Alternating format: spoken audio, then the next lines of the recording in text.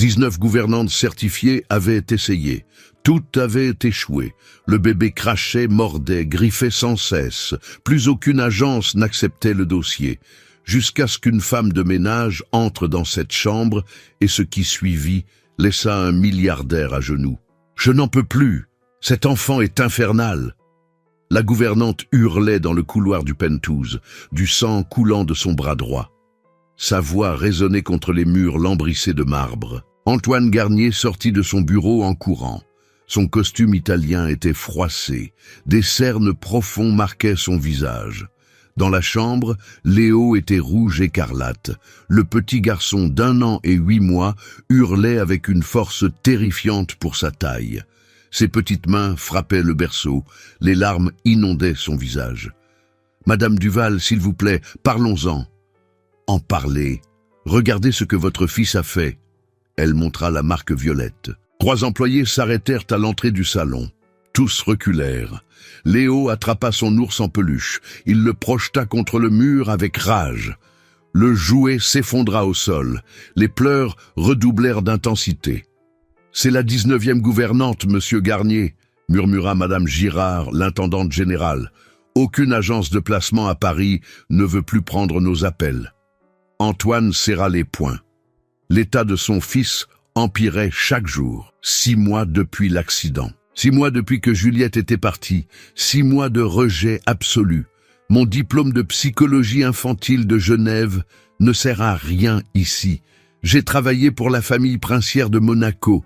Je ne serai pas maltraité par un enfant gâté. La gouvernante prit son sac. Elle bouscula presque Antoine sans un regard en arrière. Léo se jeta en arrière dans son berceau. Il commença à se frapper. Il griffa son propre visage avec ses petits ongles. 4 employés regardaient depuis le salon. Toutes avaient les larmes aux yeux. « Appelez une autre agence, n'importe laquelle, » ordonna Antoine, la voix brisée. « Monsieur, » Madame Girard hésita. « Plus personne n'accepte. Votre réputation, l'enfant. » Les pleurs de Léo étaient stridents, coupant comme du verre. L'homme le plus riche de Paris était perdu. Sa fortune colossale ne pouvait acheter la paix à son fils. Antoine prit Léo dans ses bras. Le garçon repoussa son père avec une force brutale. « Mon fils, s'il te plaît. »« C'est moi ? C'est papa ?» Léo tourna le visage. Il cracha sur le blazer à 3 000 € d'Antoine. Puis il mordit la main de son père. Antoine reposa son fils dans le berceau. Du sang perlait sur ses doigts. Comment un père ne pouvait-il même pas toucher son propre enfant ? Si cette histoire touche votre cœur, vous n'êtes pas seul. Des milliers de personnes à travers le monde vivent exactement ce que Manon a vécu. Elles sont jugées sur les vêtements qu'elles portent, sur l'adresse où elles vivent, sur le travail qu'elles font. Elles sont traitées comme invisibles simplement parce qu'elles n'ont pas d'argent. Pendant que ce chaos se déroulait dans le penthouse de l'avenue Montaigne, 23 étages plus bas, une femme de 28 ans frottait le sol en marbre du hall d'entrée. Manon Fournier ne savait pas que sa vie était sur le point de basculer à jamais. Sa blouse de service vert d'eau était délavée par les innombrables lessives. Les taches d'eau de Javel ne partaient plus. Ses chaussures blanches avaient été recollées 3 fois, mais Manon s'assurait toujours qu'elles soient impeccables. La dignité n'avait pas de prix.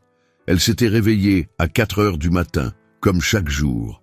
Un RER et 2 lignes de métro. 1 heure et 40 minutes de Montreuil jusqu'au cœur de Paris. Elle arrivait toujours 15 minutes avant le début de son service. Jamais en retard en 3 ans de travail. Ses mains étaient rêches. Les produits chimiques enlevaient toute douceur à sa peau. Elle portait des gants, mais cela ne servait pas à grand-chose. Son dos lui faisait mal. Rester à genoux pour nettoyer les plinthes avait un coût. Mais Manon ne se plaignait jamais. Pas une seule fois. Son histoire n'était pas différente de celle de millions de Françaises, élevée seule par sa mère dans une cité. Un père qu'elle n'a jamais connu. Nathalie avait travaillé comme femme de ménage toute sa vie pour élever sa fille. 3 employeurs différents.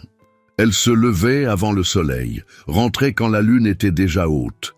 Manon avait étudié à l'école publique. Elle avait de bonnes notes. Elle rêvait de devenir éducatrice de jeunes enfants. Elle adorait voir les petits apprendre. Elle avait un don naturel. Dans son quartier, toutes les mères lui demandaient de garder leurs enfants pendant qu'elle travaillait. Les bébés qui pleuraient sans cesse se calmaient dans ses bras. Les enfants agressifs devenaient doux avec elle. Ce n'était pas une technique, ce n'était pas une formation. C'était quelque chose qui venait de l'intérieur, une empathie profonde qu'elle ne pouvait expliquer. À 17 ans, en terminale, tout a changé. Nathalie a commencé à ressentir des douleurs terribles dans les articulations. Des plaques rouges sont apparues sur son visage. Elle est devenue trop fatiguée pour travailler. Le diagnostic est tombé comme une sentence. Lupus érythémateux systémique sévère. La maladie auto-immune attaquait les reins de Nathalie. Le traitement fourni par la sécurité sociale était basique. Il contrôlait les symptômes, mais ne guérissait pas. Nathalie dépérissait. Manon a quitté le lycée à 3 mois du bac. Elle a commencé à travailler. Elle devait payer des médicaments chers que la Sécu ne remboursait pas entièrement. Des examens dans le privé, des consultations de spécialistes. Son rêve de devenir éducatrice fut mis de côté. Elle rangea ses manuels scolaires dans une armoire, ne les rouvrit jamais. Elle n'avait pas le temps pour la tristesse. Elle avait une mère à sauver. Ces 10 dernières années, elle avait tout fait. Vendu des pâtisseries au marché, travaillé dans un fast-food, fait des ménages, été caissière, jusqu'à ce qu'elle obtienne ce poste dans l'immeuble de luxe de l'avenue Montaigne. Service de nuit, ça payait un peu mieux, mais ce n'était jamais assez. Le lupus s'aggravait. Il y a 3 mois, le médecin avait été clair. Nathalie avait besoin d'un nouveau traitement expérimental. Des médicaments immunobiologiques importés. 20 000 €. C'était la seule chance réelle de rémission. 20 000 €. Pour Manon, qui gagnait 1 200 € par mois, c'était impossible. Elle avait déjà vendu tout ce qui avait de la valeur. La vieille télévision, le téléphone qui fonctionnait bien. Même les quelques bijoux que Nathalie gardait de sa grand-mère. Elle avait réuni 3 000 €. Il en manquait 17 000. Le temps pressait. Chaque jour, Nathalie s'affaiblissait. Son visage perdait ses couleurs. Ses forces l'abandonnaient. Elle essayait de sourire quand Manon rentrait à la maison, mais sa fille voyait la vérité. Sa mère était en train de mourir. Manon cumulait 3 emplois maintenant. Le ménage dans l'immeuble la nuit. Le nettoyage de bureau le week-end, du repassage le matin. Elle dormait 4 heures par nuit. Son corps implorait du repos, mais elle ne pouvait pas s'arrêter. Ce jeudi-là, à 23 heures, alors qu'elle nettoyait le 23e étage, son talkie-walkie grésilla. « Manon, urgence au penthouse, une canalisation a cédé. J'ai besoin de toi maintenant. » Elle regarda son chariot de nettoyage. Elle était épuisée. Ses genoux la lançaient. Mais la voix du superviseur mentionna des heures supplémentaires payées double. 100 € de plus, 100 € de moins sur le chemin du traitement de sa mère. J'arrive. Manon ne savait pas qu'elle était sur le point d'entrer dans un monde complètement différent du sien. Un monde où son invisibilité serait brisée. Où son cœur pur serait testé de manière qu'elle n'aurait jamais imaginée. Alors que l'ascenseur montait vers le dernier étage, quelque chose en elle remua. Une sensation étrange, comme si l'univers s'apprêtait à tout changer. La porte de l'ascenseur s'ouvrit au dernier étage. Manon poussa son chariot de nettoyage à l'extérieur. Le couloir du penthouse ne ressemblait à rien d'autre dans l'immeuble. Sol en marbre d'Italie, lustres en cristal de Baccarat, des tableaux qui coûtaient probablement plus cher que tout son appartement. Elle prit une profonde inspiration. Sa place n'était pas ici. Elle le savait, mais elle avait un travail à faire. Et plus important, elle avait 100 € supplémentaires à gagner. 100 € qui la rapprochèrent du chiffre qui hantait ses rêves, 20 000 €. Ce nombre vivait dans la tête de Manon comme une prison. Elle se réveillait en y pensant, s'endormait avec lui résonnant dans son esprit. 20 000 €. La différence entre la vie et la mort de Nathalie. Le médecin avait été direct 3 mois plus tôt. Le docteur Lemoine ne croyait pas aux faux espoirs. Il avait regardé Manon dans les yeux et lui avait dit la vérité crue. « Votre mère a 1 an à vivre, peut-être moins. Le traitement conventionnel ne fonctionne plus. Le lupus détruit ses reins rapidement. » Manon sentit le sol se dérober sous ses pieds. 1 an.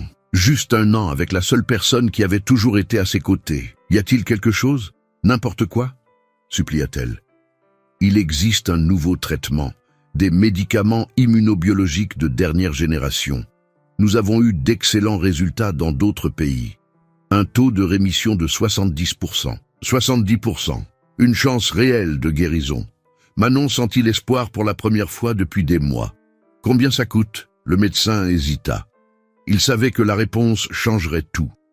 20 000 € pour le cycle complet de 6 mois. Cela inclut les médicaments, le suivi médical, les examens. 20 000 €. Le monde de Manon s'effondra à nouveau. Elle gagnait 1 200 € par mois en nettoyant cet immeuble de luxe.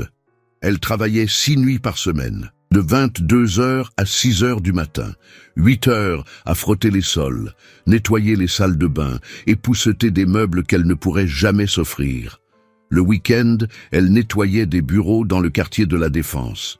6 heures de plus le samedi et le dimanche. 400 € de plus. Et le matin, de 7 à 10 heures, elle repassait du linge pour une blanchisserie du quartier. 300 € par semaine. Ses mains étaient gonflées par la vapeur. Sa peau brûlait au contact du fer chaud. 3 emplois, 1 900 € par mois. Si elle ne dépensait pas un centime, il lui faudrait plus de 10 mois pour réunir l'argent. Mais Nathalie n'avait pas 10 mois. Manon avait déjà tout vendu. La télévision de 29 pouces qu'elles avaient achetée ensemble 5 ans plus tôt, 150 €. Le téléphone qui fonctionnait parfaitement, 100 €. Les alliances en or de sa grand-mère que Nathalie gardait comme un trésor, 300 €. Elle avait 3 000 € gardés sous son matelas. Il en manquait 17 000. 17 000 €. Combien de temps faut-il pour réunir 17 000 € en gagnant 1 900 € par mois et en payant le loyer, la nourriture, les transports, les médicaments? Manon faisait les comptes chaque nuit, allongée sur le lit étroit qu'elle partageait avec sa mère, écoutant la respiration difficile de Nathalie.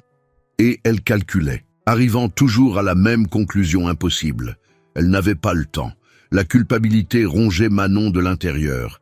Nathalie avait cumulé 3 emplois toute sa vie pour l'élever, se levant à 4 heures du matin pour nettoyer des appartements, rentrant à 21 heures, sans jamais se plaindre, sans jamais demander d'aide, s'assurant que Manon ait à manger, des vêtements propres, des fournitures scolaires. Et maintenant, alors que Nathalie avait besoin d'elle, Manon ne pouvait pas lui rendre l'appareil. « Ma chérie, ne te tue pas au travail pour moi », disait Nathalie les mauvaises nuits quand la douleur devenait insupportable. « J'ai vécu ma vie. Tu as encore tellement de choses devant toi. Maman, ne dis pas ça. Tu vas guérir. Je vais trouver l'argent. Mais comment? Comment une femme de ménage trouve-t-elle 20 000 € en 3 mois? Manon a pensé à demander un prêt. Elle est allée dans 3 banques. Toutes ont refusé. Pas de garantie, pas de biens, pas de revenus suffisants. Pour le système, elle n'existait pas. Elle a pensé à demander de l'aide aux riches propriétaires de l'immeuble. Mais comment? Elle était invisible pour eux. Ils passaient à côté d'elle dans le couloir sans la voir. Pour eux, elle faisait partie des meubles.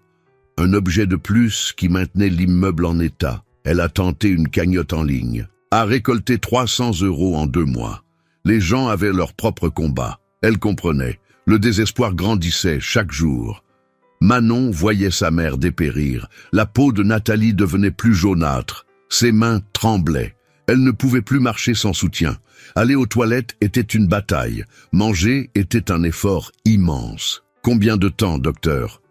Manon a demandé lors de la dernière consultation, il y a 1 semaine. 2 mois. Peut-être 3 si elle répond bien aux soins palliatifs. 2 mois. Manon est sortie du cabinet et a pleuré dans les toilettes de l'hôpital pendant 20 minutes. A pleuré jusqu'à ne plus avoir de larmes. Puis, elle s'est lavé le visage, a rajusté sa blouse et est partie travailler, parce que c'était ce qu'elle faisait. Elle travaillait. C'était tout ce qu'elle savait faire. Mais ça ne suffisait pas. Tout son travail, tous ses efforts, tous ses sacrifices n'étaient pas suffisants pour sauver la seule personne qu'elle aimait. C'était la vérité brutale que Manon portait dans sa poitrine. Elle échouait. Sa mère allait mourir parce qu'elle ne pouvait pas gagner assez d'argent assez vite. Et maintenant, arrêtée dans le couloir de ce penthouse luxueux, poussant son chariot de nettoyage, Manon pensait à quel point c'était injuste. Antoine Garnier, le propriétaire de cet appartement, dépensait probablement 20 000 € en une semaine. Peut-être en un dîner. Pour lui, ce n'était rien. Pour elle, c'était tout. Mais Manon ne ressentait pas de colère. Elle ressentait juste de la fatigue. Une fatigue qui venait de l'âme, de savoir qu'elle menait une bataille impossible contre le temps et les mathématiques cruelles de la pauvreté. Madame Girard, l'intendante, ouvrit la porte du penthouse. Elle avait la cinquantaine. Cheveux attachés en chignon parfait.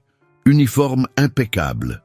La buanderie est dans le couloir à gauche. La canalisation a cédé derrière la machine à laver. Il y a de l'eau partout.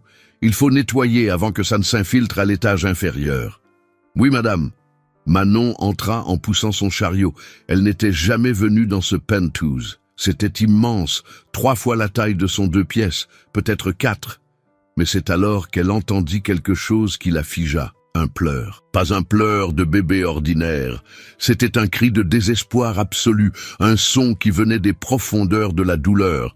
Et quelque chose, en Manon, quelque chose qui était endormi depuis des années, se réveilla. Ignorez le bruit, dit madame Girard derrière elle, la voix froide. C'est le fils de monsieur Garnier. Personne n'arrive à calmer cet enfant. Manon hocha la tête, mais son cœur se serra. Ce pleur n'était pas un caprice. C'était de la souffrance pure. Elle reconnaissait ce son. Elle avait entendu le même son chez des enfants délaissés dans son quartier. Des enfants qui avaient perdu quelque chose d'essentiel. Elle se dirigea vers la buanderie. L'eau couvrait le sol.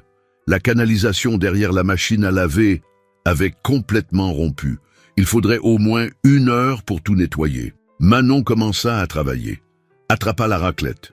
Commença à pousser l'eau vers le siphon. Mais les pleurs ne s'arrêtaient pas. Ils traversaient les murs, transperçaient ses oreilles, entraient droit dans son âme.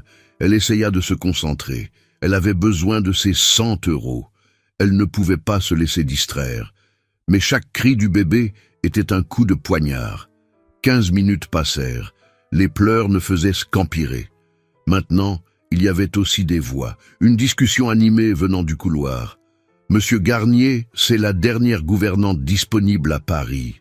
Si Madame Duval s'en va, je n'ai plus personne à appeler. La voix était celle d'un homme plus âgé, probablement le majordome. Il va se calmer, monsieur Lambert. Il doit se calmer. Antoine Garnier semblait épuisé, vaincu. Il n'y avait rien de l'arrogance que Manon attendait d'un milliardaire. Papa, non, pars, maman, veux maman. La petite voix de Léo brisa quelque chose en Manon. Le garçon demandait sa mère, une mère qui n'était pas là. Elle connaissait cette douleur. Elle avait grandi sans père. Elle savait le vide que laisse l'absence. Ses mains cessèrent de pousser la raclette. Son corps se tourna en direction des pleurs. « Manon, continuez votre travail !» Madame Girard apparut à la porte, les bras croisés. « Ce ne sont pas vos affaires ?»« Oui, madame. » Mais c'était ses affaires. Parce que cet enfant souffrait, et Manon n'avait jamais pu ignorer un enfant en souffrance. Elle retourna au travail. 10 minutes de plus. L'eau était presque entièrement évacuée.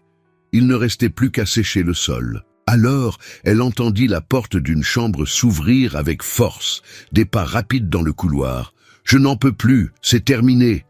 Manon lâcha la raclette, alla jusqu'à la porte de la buanderie, regarda discrètement dans le couloir. Une femme d'une 40aine d'années, cheveux blonds en chignon, tailleur coûteux, sortait d'une des chambres. Elle tenait son sac d'une main. De l'autre, elle montrait son bras à Antoine. « Regardez ce que votre fils a fait. Regardez cette marque. » Le bras avait une morsure profonde. La peau était violette. Il y avait même un peu de sang. « Madame Duval, s'il vous plaît. Asseyons-nous, discutons. »« Discuter ? J'ai un diplôme de Genève en psychologie infantile. J'ai travaillé pour la famille princière de Monaco. Je me suis occupé des enfants de princes. Et je ne vais pas être agressé par un enfant gâté qui a besoin de limites. » Elle passa droit devant Antoine. Passa devant Madame Girard. Passa devant Manon comme si elle était transparente. Entra dans l'ascenseur sans regarder en arrière. Antoine resta immobile dans le couloir. Il passa ses mains sur son visage. Ses épaules s'affaissèrent. Il entra à nouveau dans la chambre.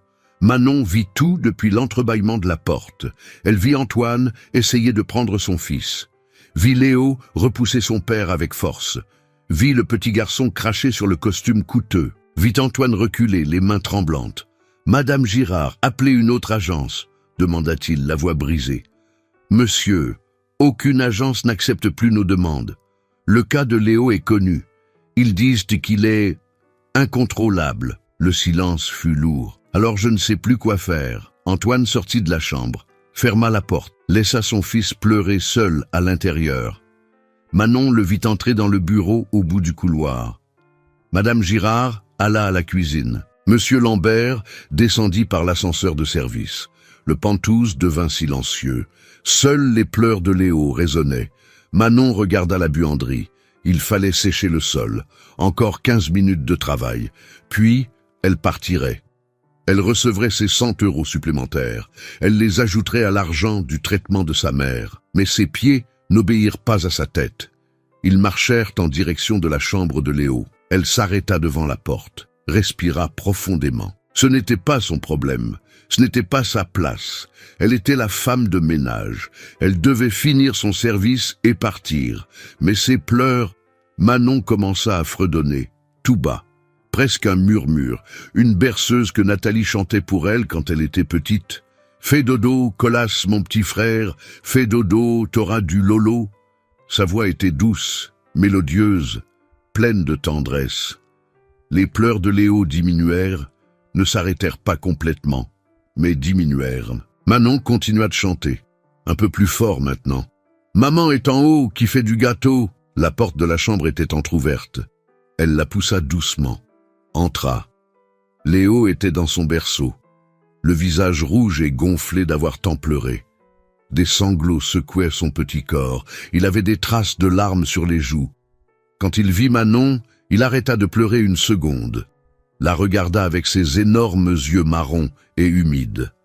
Manon sourit, ne s'approcha pas. Resta juste là, chantant doucement, se balançant légèrement. Léo ne la quittait pas des yeux. Sa poitrine se soulevait encore rapidement.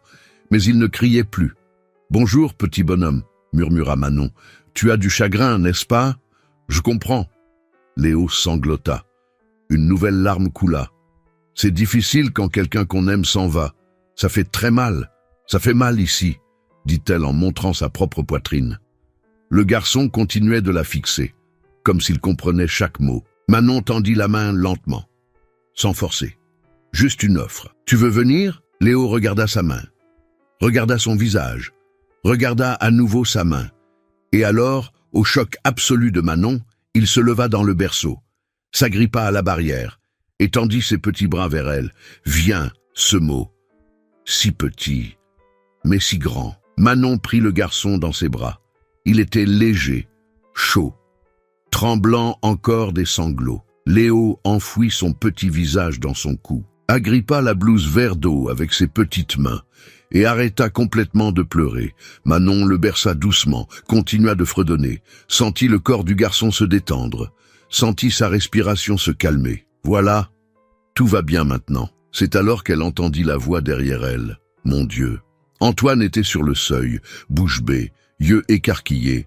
Il regardait son fils dans les bras de la femme de ménage, comme s'il assistait à un miracle. Parce que c'était un miracle. Léo, qui rejetait tout le monde, qui mordait, crachait, griffait, était calme. Il était apaisé. Mais le miracle était sur le point de se transformer en cauchemar. Car à cet instant, une autre voix retentit dans l'appartement. Une voix froide, pleine de mépris. « Que diable se passe-t-il ici ?» Olivier Renaud entra dans la chambre à pas lourd. Il avait 55 ans, costume de grand couturier italien, chaussures en cuir qui coûtaient plus que le salaire annuel de Manon. Cheveux grisonnants, parfaitement coiffés, la posture de quelqu'un qui n'a jamais été contrarié de sa vie. Il était l'associé d'Antoine dans le réseau d'hôpitaux, vice-président du conseil, ami de la famille depuis des décennies, et à cet instant, il regardait Manon comme si elle était un insecte répugnant. « Antoine, peux-tu m'expliquer pourquoi une femme de ménage tient ton fils dans ses bras ?» Le mot « femme de ménage » sortit de sa bouche comme un poison, chaque syllabe chargée de dédain. Manon sentit le sang lui monter au visage. Instinctivement, elle serra Léo contre sa poitrine. Le garçon murmura quelque chose et se blottit davantage contre elle. « Olivier, je... » commença Antoine. « Non, je veux qu'elle réponde. » Olivier pointa Manon du doigt, un doigt accusateur. « Vous, qu'est-ce que vous faites ici ?» Manon respira profondément. Elle n'avait rien fait de mal. Elle le savait. « Je suis venu nettoyer la buanderie, monsieur. J'ai entendu le bébé pleurer. J'ai juste voulu aider. » « Aider ?» Olivier rit. Ce fut un rire froid, cruel. « Vous avez vu une opportunité. C'est différent. Je ne comprends pas. Bien sûr que vous ne comprenez pas. Les gens de votre espèce ne comprennent jamais. » Il s'approcha. Manon pouvait sentir l'odeur de son parfum coûteux. « Vous avez vu un bébé riche, un père désespéré, et vous vous êtes dit, « Voici ma chance. » Les mots étaient comme des gifles. « Ce n'était pas ça, » dit Manon, la voix tremblante. « Vous avez juste quoi? Profitez, calculez combien vous pourriez gagner. » Olivier croisa les bras. « Combien de coups comme ça vous avez déjà fait? Combien de familles riches avez-vous essayé d'arnaquer? » « Olivier, c'est trop, » dit enfin Antoine, mais sa voix manquait de force. « Trop? » Antoine, ouvre les yeux. Olivier gesticula violemment. « Regarde-la bien !» Il montra la blouse délavée de Manon, ses chaussures recollées, ses mains rêches. « Obette une femme de ménage, sans formation, sans éducation digne de ce nom. Elle vient sûrement de banlieue, et tu la laisses toucher ton fils, l'héritier de la fortune Garnier. » Chaque mot était un coup de marteau. Manon sentait les larmes lui brûler les yeux, mais elle n'allait pas pleurer, elle n'allait pas lui donner cette satisfaction. « Mon origine ne définit pas mon caractère, » dit-elle en relevant le menton. Olivier fit un pas en arrière, la regarda comme s'il venait d'entendre un chien parler. « Caractère? Vous voulez parler de caractère ?» Il rit à nouveau. « Laissez-moi deviner. Vous avez une histoire triste, mère malade, père absent. Vous avez besoin d'argent. Vous avez toujours besoin d'argent. » Manon déglutit. Comment savait-il? « Ah, j'ai vu juste. » Olivier sourit. Ce fut un sourire de prédateur. « Je connais votre genre. J'en ai vu des dizaines. Toujours la même histoire. Toujours le même stratagème. Ce n'est pas vrai. Non? Alors dites-moi, pourquoi êtes-vous venu à cet étage? Les femmes de ménage ne travaillent pas dans les pantouzes. Seul le personnel de confiance. Il y avait une urgence à la buanderie. On m'a appelé... Comme c'est pratique, une urgence justement aujourd'hui, justement quand nous n'avons plus de gouvernante. » Olivier regarda Antoine. « Tu ne trouves pas ça étrange ?» Antoine hésita. Et cette hésitation fut un coup de poignard pour Manon. Madame Girard apparut à la porte. Derrière elle, Monsieur Lambert. Tous deux observaient en silence. Personne ne défendit Manon. Elle était seule. « Antoine, » continua Olivier. La voix plus douce maintenant, plus dangereuse. « Je comprends. Tu es désespéré. Ton fils souffre. Tu veux croire que quelqu'un peut t'aider. Mais pense rationnellement. » Il désigna Manon sans la regarder. « Cette femme n'a aucune qualification, aucune référence. Elle n'a rien d'autre qu'une prétendue connexion avec Léo. Vas-tu vraiment risquer le bien-être de ton fils avec quelqu'un comme ça ?» Antoine regarda Léo. Le garçon était complètement détendu dans les bras de Manon. Il dormait, quelque chose qui n'était pas arrivé depuis des mois. Mais elle a réussi à le calmer. « Et alors ?» explosa Olivier. « Elle a peut-être utilisé une technique, un truc, ou pire, une substance. »« Quoi ?» Manon perdit enfin son sang-froid. « Vous m'accusez d'avoir drogué un bébé ? Je dis que nous ne savons rien de vous. Et dans le monde où nous vivons, c'est dangereux. » Olivier sortit son portefeuille de la poche intérieure de sa veste, l'ouvrit lentement, délibérément. Sortit plusieurs billets de 100 €. Compta devant tout le monde. 20 billets. 2000 €. Il tendit l'argent à Manon. « Prenez, rendez l'enfant. Et oubliez que vous êtes venu ici. » Manon regarda l'argent. 2000 €. Elle n'avait jamais vu autant d'argent liquide de sa vie. Avec ça, elle aurait 5000 € de côté. Un quart de ce dont elle avait besoin pour le traitement de Nathalie. Sa main trembla. Son cœur s'accéléra. Ce serait si facile, juste prendre et partir. Mais elle regarda Léo, le petit visage calme, les joues encore humides de larmes séchées. les petits doigts agrippés à sa blouse même dans son sommeil. « Non », dit-elle doucement. « Quoi ?» Olivier fronça les sourcils. « J'ai dit non. Je ne prendrai pas votre argent. » Olivier devint rouge. « Vous refusez 2000 euros. »« Oui, pourquoi? Vous en voulez plus? C'est ça ?» Il sortit d'autres billets. 3000, 4000. « Combien vous voulez? »« Je ne veux pas de votre argent, » dit Manon, la voix plus ferme maintenant. « Je veux finir mon travail et partir. Mais avant, je vais mettre ce bébé dans son berceau, parce que c'est la bonne chose à faire. » Elle commença à marcher vers le berceau. Olivier bloqua le passage. « Vous n'irez nulle part avec cet enfant. Ôtez-vous de mon chemin. Sinon quoi? Vous allez faire quoi? Me poursuivre en justice? Avec quel argent? » Il lui rit au nez. « Vous n'êtes rien. Vous comprenez? Rien. Moins que rien. Vous nettoyez la saleté des gens importants. C'est votre fonction. Pas de donner votre avis. Pas d'interférer. Et certainement pas de toucher le fils d'Antoine Garnier. » Manon sentit quelque chose se briser en elle. Toutes les humiliations de sa vie remontèrent d'un coup. Chaque fois qu'elle avait été traitée comme invisible, chaque fois qu'elle avait été jugée sur sa blouse, chaque fois que sa valeur avait été réduite à l'argent qu'elle avait. « J'ai un nom, » dit-elle, les larmes coulant enfin. « Manon Fournier, j'ai une histoire, j'ai une dignité.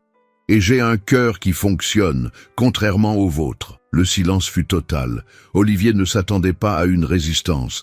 Personne ne s'y attendait. Les femmes de ménage ne répondaient pas. Elles ne se défendaient pas. Elles connaissaient leur place. Mais Manon était fatiguée de connaître sa place. « Prenez l'argent et partez », dit Olivier lentement, d'une voix dangereusement basse. Il jeta les billets par terre, aux pieds de Manon, comme s'il jetait de la nourriture à un chien. L'argent s'éparpilla sur le parquet en chaîne. Des billets de 100 euros, 4000 euros, plus de 3 mois de son travail. Madame Girard détourna le regard. Monsieur Lambert regarda ses propres chaussures. Antoine observait en silence, et ce silence faisait plus mal que n'importe quel mot.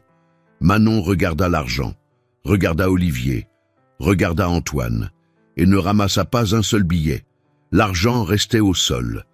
4000 euros éparpillés comme des ordures. Manon regardait ces billets et ressentait quelque chose de bien plus grand que la colère.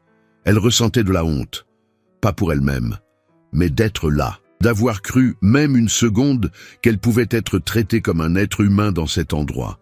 Elle avait 28 ans, la moitié de sa vie à travailler, toujours honnête, toujours digne, toujours respectueuse, jamais demandé l'aumône, jamais volé un centime. Elle se levait avant le soleil, se couchait après la lune, ses mains étaient rêches à force de travailler. Son dos lui faisait mal à force de se courber pour nettoyer le sol de gens qui ne la regardaient jamais dans les yeux. Et la voilà, accusée d'être une profiteuse, une opportuniste, une calculatrice. Pourquoi? Parce qu'elle avait calmé un enfant qui souffrait, parce que son cœur ne lui avait pas permis d'ignorer un bébé en pleurs? Les larmes brûlaient. Manon cligna des yeux rapidement pour les retenir. Mais c'était inutile. Elle coulait, chaude, sur son visage, mouillait la blouse vert d'eau déjà délavée. Léo bougea dans ses bras, murmura quelque chose dans son sommeil, agrippa sa blouse plus fort, comme s'il savait qu'elle souffrait, comme s'il voulait la protéger, un enfant d'1 an et 8 mois essayant de protéger une adulte. L'ironie était douloureuse. Manon pensa à Nathalie, sa mère, allongée dans le lit étroit chez elle, probablement réveillée parce que la douleur ne la laissait pas dormir, attendant que sa fille rentre du travail, essayant de sourire même quand chaque respiration était un effort. Nathalie avait vécu ça aussi, tant de fois. Elle avait travaillé chez des familles riches pendant 30 ans, accusée de vol 3 fois, toujours innocentée, mais l'humiliation restait, la méfiance restait. Le regard soupçonneux chaque fois que quelque chose disparaissait. « Ma chérie, ne baisse jamais la tête », disait Nathalie. « Tu ne vaux pas moins qu'eux. L'argent ne rend pas les gens meilleurs. C'est le caractère qui le fait. » Mais là, dans cette chambre luxueuse, avec Olivier la regardant avec mépris, avec Antoine silencieux, avec les employés détournant les yeux, Manon se sentit petite, insignifiante, invisible. Elle avait toujours été invisible pour les riches. Il passait à côté d'elle dans l'ascenseur sans la voir. Elle nettoyait les couloirs et ils discutaient comme si elle faisait partie du mur, riant fort, parlant de vacances coûteuses, de voitures importées, de vin à 1000 € la bouteille. Et elle, là, tenant sa serpillière, inexistante. Manon avait accepté cette invisibilité, ça faisait partie du travail. Elle comprenait. Elle n'aimait pas, mais elle comprenait. Mais être vue seulement pour être humiliée, c'était pire, bien pire. « Vous êtes encore là ?» demanda Olivier, la voix tranchante. « Prenez l'argent et sortez. Ou vous voulez que j'appelle la sécurité ?» La sécurité. Comme si elle était une criminelle. Comme si avoir pitié d'un enfant était un crime. Manon regarda Antoine, attendant qu'il dise quelque chose, n'importe quoi, qu'il la défende, qu'il reconnaisse que son fils était calme pour la première fois depuis des mois grâce à elle. Mais Antoine restait silencieux. Ses yeux naviguaient entre Manon, Léo et Olivier. Il calculait, pesait, décidait ce qui était le moins risqué pour sa réputation. Et ce silence fut la pire humiliation de toutes, parce que cela signifiait qu'Olivier avait raison. Elle n'avait pas d'importance. Ses sentiments n'avaient pas d'importance. Sa dignité n'avait pas d'importance. Elle n'était que la femme de ménage, facilement remplaçable, facilement jetable. Les souvenirs submergèrent Manon. Elle avait 7 ans quand elle avait compris pour la première fois ce qu'était la différence de classe. Elle était avec Nathalie dans la maison où sa mère travaillait. La patronne avait une fille du même âge. La petite fille riche lui montrait ses jouets, des poupées importées. Une maison de poupées grande comme une armoire. Tu peux jouer, mais tu ne peux rien emporter. Maman a dit que les pauvres volent. 7 ans. Et déjà elle apprenait qu'elle était vue comme une voleuse potentielle. À 12 ans, lors d'une fête à l'école, une camarade lui demanda ce que faisait sa mère. Manon répondit fièrement « Ma mère est femme de ménage ». Les filles rirent. Ma mère dit que les gens comme ça n'ont pas d'éducation, c'est pour ça qu'ils travaillent chez les autres. Manon pleura dans les toilettes de l'école. Rentrée à la maison, elle demanda si elle valait moins que les autres. Nathalie serra sa fille dans ses bras. « Nous sommes différentes, pas inférieures. Notre valeur n'est pas sur un compte en banque. Elle est ici. » Elle tapota la poitrine de Manon, dans le cœur. Mais à cet instant, dans cette chambre, avec 4000 € au sol et un homme riche la regardant comme un déchet, Manon doutait. Doutait que le caractère importe vraiment dans un monde où l'argent achetait tout, y compris le respect. « Dernière chance, » dit Olivier. « Prenez l'argent ou je vous fais virer. Et je vous garantis qu'aucun immeuble à Paris ne vous engagera à nouveau. J'ai des amis, beaucoup d'amis. » La menace était claire. Il pouvait détruire sa vie d'un coup de fil. Elle le savait. Les hommes comme Olivier avaient du pouvoir. Le pouvoir de ruiner. Le pouvoir d'effacer. Manon regarda à nouveau Léo. Le garçon dormait paisiblement. Sa poitrine se soulevait et s'abaissait à un rythme calme. Pour la première fois peut-être depuis des mois, il était en paix. Et c'était elle qui avait fait ça. Pas avec de l'argent. Pas avec une formation coûteuse. Mais avec de l'amour, avec de l'empathie, avec de l'humanité. Olivier pouvait lui prendre son emploi, il pouvait salir son nom, il pouvait l'empêcher de travailler. Mais il ne pouvait pas lui enlever ce qu'elle avait donné à cet enfant en ces 15 minutes. Un moment de paix, un moment pour sentir que quelqu'un s'en souciait. « Je vais le mettre dans son berceau maintenant », dit Manon, la voix tremblante, mais déterminée. « Ensuite, je finirai mon travail à la buanderie. Et je partirai. Mais je ne prendrai pas votre argent. Vous êtes stupide ou folle? Peut-être les deux, mais j'ai ma dignité. » Elle se dirigea vers le berceau. Olivier ne la bloqua pas cette fois. Il observa simplement, l'air de ne pas croire ce qu'il voyait. Manon déposa Léo avec une douceur extrême. Le garçon murmura, ouvrit les yeux une seconde, la regarda, sourit, un petit sourire endormi. « Manon » murmura-t-il. Le cœur de Manon explosa. Il lui avait donné un nom. Pas la femme de ménage. Pas cette femme. Un nom. Manon. Elle le couvrit avec la couverture, lui caressa la tête une dernière fois. « Dors bien, petit bonhomme. » Puis elle se retourna, marcha entre Olivier et Antoine sans regarder aucun des deux. passa devant Madame Girard et Monsieur Lambert qui observaient comme des statues. Elle retourna à la buanderie, prit la serpillière, sécha toute l'eau, rangea le matériel dans le chariot, fit son travail à la perfection parce que c'était ce qu'elle faisait. Elle faisait toujours de son mieux, quoi qu'il arrive.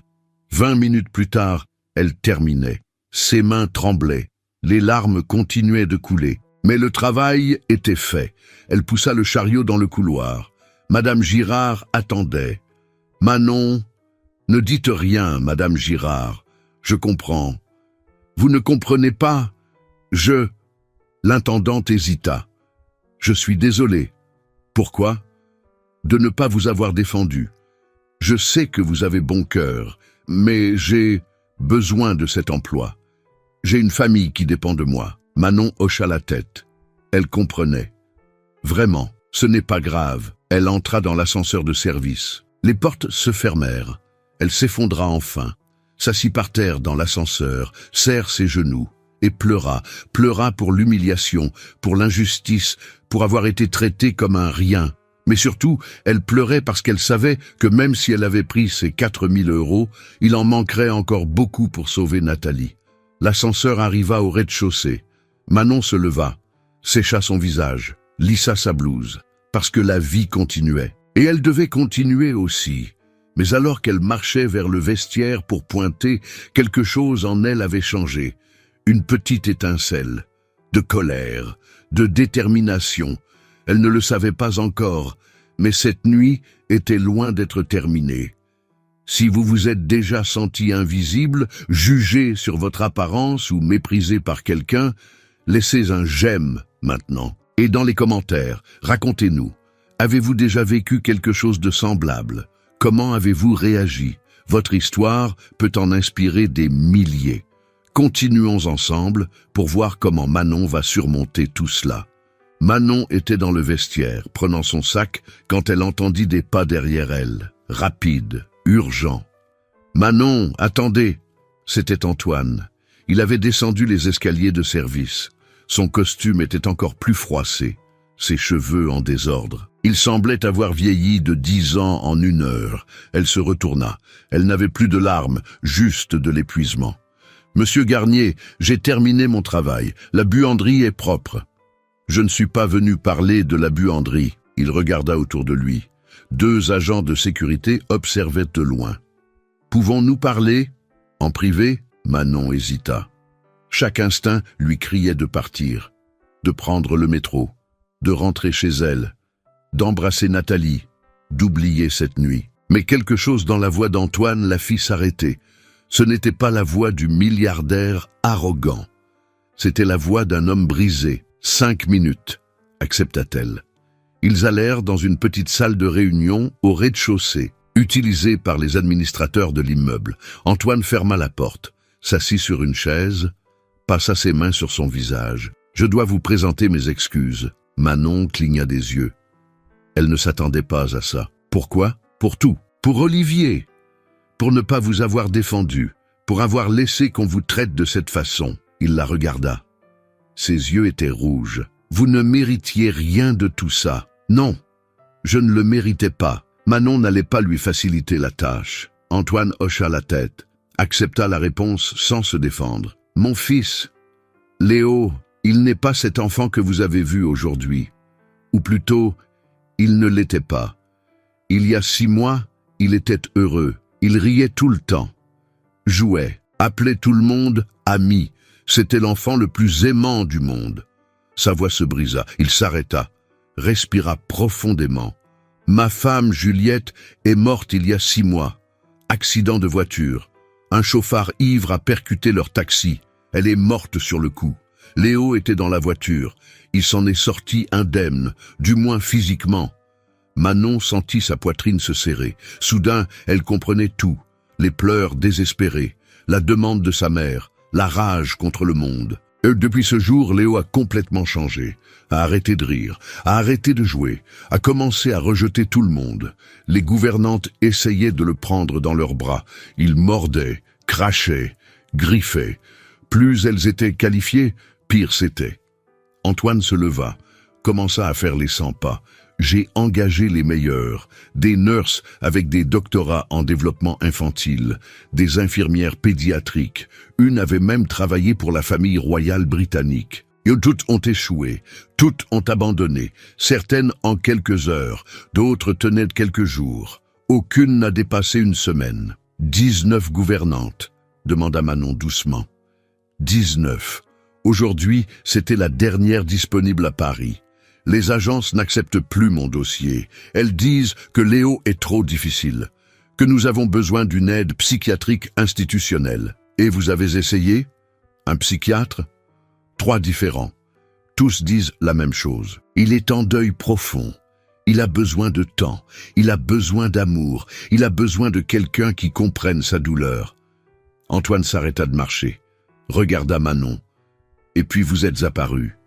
Le silence remplit la pièce. En 2 minutes, vous avez fait ce que 19 professionnels n'ont pas réussi à faire en 6 mois. Léo s'est calmé, a arrêté de pleurer, s'est endormi. Il a dit votre nom. Manon. Il vous a donné un nom. Manon sentit de nouvelles larmes menacées de couler. Je n'ai rien fait de spécial. J'ai juste chanté pour lui. Je l'ai tenu avec tendresse. Exactement. Vous n'avez pas essayé de le contrôler. Vous n'avez pas essayé d'appliquer des techniques. Vous n'avez pas essayé d'être professionnel. Vous avez juste ressenti sa douleur, et il l'a perçue. Antoine s'approcha, sans envahir son espace, en respectant la distance. Manon, je sais qu'Olivier vous a humilié. Je sais que j'ai été lâche de ne pas vous défendre. Je sais que vous avez parfaitement le droit de m'envoyer au diable et de ne jamais revenir ici. Mais je dois vous demander quelque chose. Il respira profondément. J'ai besoin de vous. Mon fils a besoin de vous. Pas comme femme de ménage, comme gouvernante, comme celle qui s'occupe de lui, comme la personne qui peut lui apporter la paix.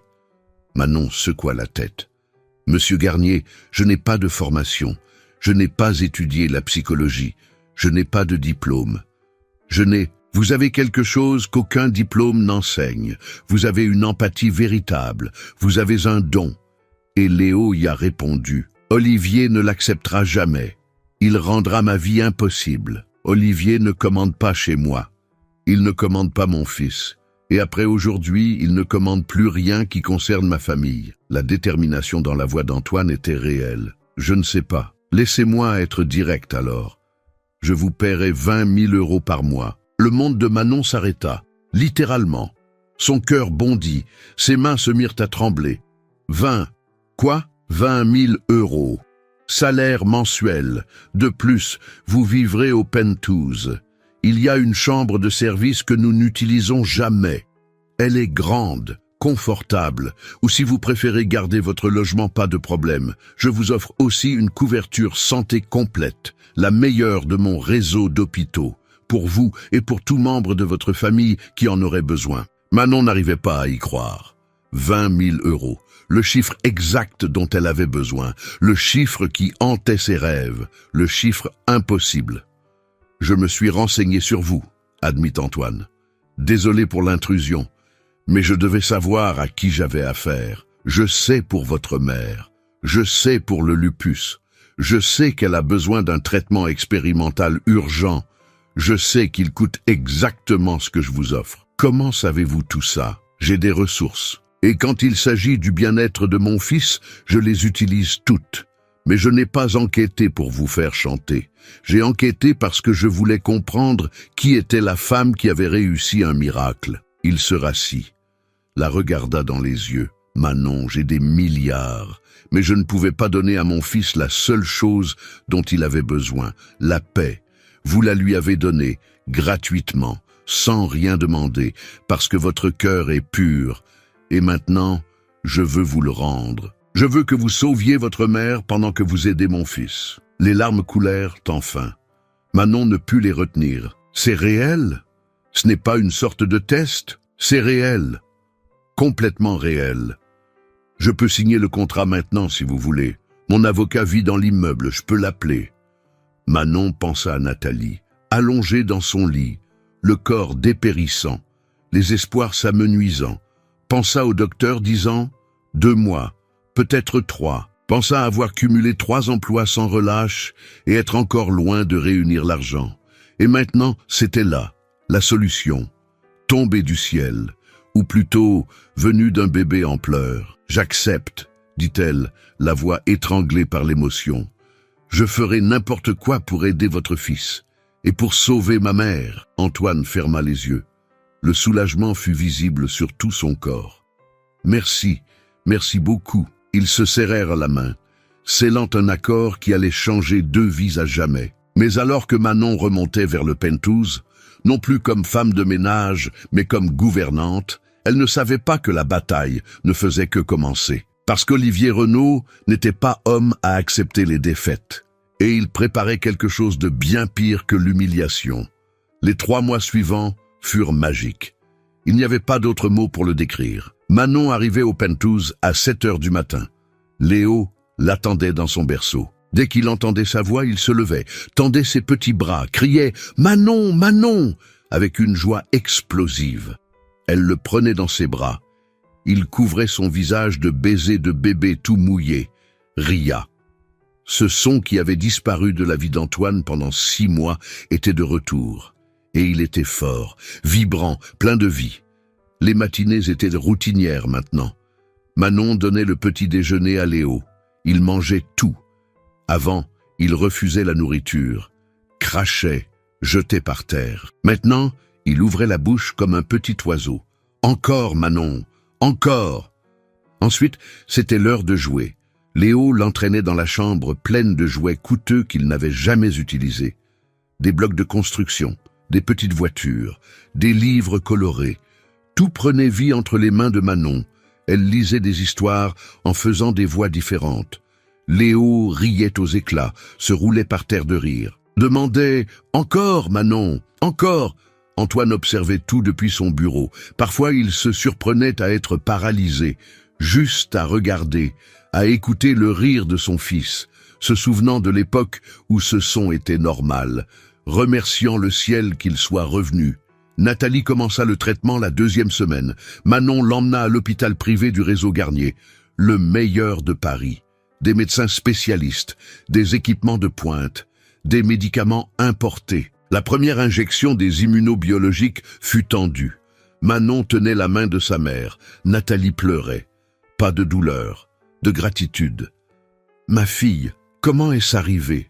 Comment notre vie a-t-elle basculé ainsi? C'est Léo, maman. Ce bébé nous a sauvés. » Et c'était vrai. Chaque semaine, Nathalie allait mieux. La couleur revenait sur son visage. Les douleurs diminuaient. La force revenait. Le 2e mois, elle réussit à marcher sans canne. Le 3e, elle cuisinait à nouveau. Les médecins appelaient cela un miracle. Manon appelait cela la justice divine. Mais tout n'était pas rose. Olivier Renaud n'avait pas oublié, n'avait pas pardonné. Les hommes comme lui n'acceptaient pas d'être contrariés, surtout par une femme de ménage qui avait osé refuser son argent. Il commença doucement, subtilement, plantant des graines de doute. Au conseil d'administration du réseau hospitalier, lors des réunions sur l'expansion et les investissements, il laissait échapper des commentaires désinvoltes. Antoine a été distrait ces derniers temps. Des questions personnelles affectent sa concentration. Tout le monde est au courant de la situation, inhabituelle chez lui. Les membres du conseil échangeaient des regards. Certains avaient déjà entendu des rumeurs. Une femme de ménage s'occupant de l'héritier Garnier. Étrange, inquiétant. « Ce n'est pas notre rôle de juger les choix personnels », dit un membre plus âgé. « Bien sûr que non. Je souligne simplement que les actions de l'entreprise ont chuté de 3% ces dernières semaines. Les investisseurs posent des questions sur la stabilité de la direction. » Les ragots se répandirent comme une traînée de poudre. L'élite parisienne adorait un scandale juteux, et cette histoire avait tout pour plaire. Milliardaire veuf, bébé à problème. Femme de ménage mystérieuse, connexion inexplicable. Dans les dîners mondains, les clubs privés, les loges de Longchamp, c'était le sujet de conversation. Toujours avec ce ton, ce mélange de curiosité morbide et de jugement cruel. J'ai entendu dire qu'elle travaillait dans son immeuble, nettoyait les sols, et maintenant elle s'occupe de son fils unique. Comme c'est pratique, n'est-ce pas? Il y a toujours une histoire comme ça. La femme pauvre qui séduit l'homme riche. Ah, mais elle n'est même pas belle. J'ai vu des photos. Pas besoin d'être belle. Il faut être maligne. Et celle-là l'est, de toute évidence. Les réseaux sociaux prirent feu. Quelqu'un, on ne sut jamais qui, fit fuiter des photos. Manon avec Léo au parc Monceau, Manon entrant dans le penthouse, Manon à l'hôpital avec Nathalie. Les blogs à scandale se régalèrent. La Cendrillon du REER, comment une femme de ménage a conquis le cœur et la fortune d'un milliardaire, bébé ou appât. La stratégie géniale qui a changé la vie d'une inconnue. Milliardaire, veuf perd la raison, la famille Garnier, inquiète des choix d'Antoine. Manon essayait d'ignorer, mais c'était impossible. Quand elle allait au supermarché, les gens la reconnaissaient, la montraient du doigt, chuchotaient. Dans sa cité, les voisins avaient des avis partagés. Certains la célébraient. Notre petite a réussi. Elle s'en est sortie. » D'autres la critiquaient. Elle s'est vendue aux riches. Elle a oublié d'où elle venait. Madame Girard, l'intendante, devint plus froide. Pas hostile, mais distante, comme si Manon avait trahi leur classe en acceptant une position privilégiée. Monsieur Lambert était le seul à la traiter de la même façon. Vous faites du bon travail, ma petite, ne vous occupez pas de ce qu'ils disent. Mais le pire se construisait en silence. Olivier ne se contentait pas de répandre des rumeurs. Il montait un dossier juridique qui pouvait tout détruire. Il engagea des détectives privés. Ils fouillèrent la vie de Manon, chaque recoin, chaque voisin, chaque personne qu'elle avait connue, cherchant de la saleté, cherchant n'importe quoi qui puisse être utilisé. Ils trouvèrent peu. Manon avait toujours été irréprochable. Mais ils n'avaient pas besoin de vérité. Ils avaient besoin d'interprétation. Elle a travaillé à 6 endroits différents ces 10 dernières années. Instabilité, incapacité à garder un emploi, ignorant qu'elle cumulait les emplois pour payer le traitement de sa mère. N'a pas de diplôme supérieur, a quitté le lycée avant le bac, ignorant qu'elle avait arrêté pour s'occuper de Nathalie malade. Vit en zone sensible, associée à une cité avec un taux de criminalité élevé, ignorant qu'elle n'avait jamais eu de problème avec la justice. Jamais. Olivier chercha aussi des experts, des pédopsychiatres prêts à dire, moyennant finance, que les enfants traumatisés ne devraient pas développer de dépendance à une seule personne, que c'était préjudiciable, que cela indiquait une manipulation émotionnelle. Il rassembla tout dans un dossier. 53 pages, couverture rigide, photos, graphiques, avis, techniques. Tout était professionnel, tout était dévastateur. Et puis il attendit le bon moment. 3 mois après cette nuit au Penthouse, exactement au moment où Manon commençait à se détendre, à croire qu'elle avait trouvé un endroit sûr, Olivier frappa. La bombe explosa un lundi matin. Antoine était dans son bureau quand il reçut l'email. Objet, assignation en référé, protection du mineur Léo Garnier. Il l'ouvrit, lut les premières lignes, sentit son sang se glacer. Olivier avait déposé une requête auprès du juge des enfants, mettant en doute la capacité d'Antoine en tant que père, exigeant le retrait immédiat de Manon de la résidence, sollicitant une évaluation psychologique de Léo, suggérant que la garde soit temporairement transférée à un autre membre de la famille pendant que des enquêtes seraient menées. Le document était brutal, méticuleux, convaincant pour quiconque ne connaissait pas la vérité.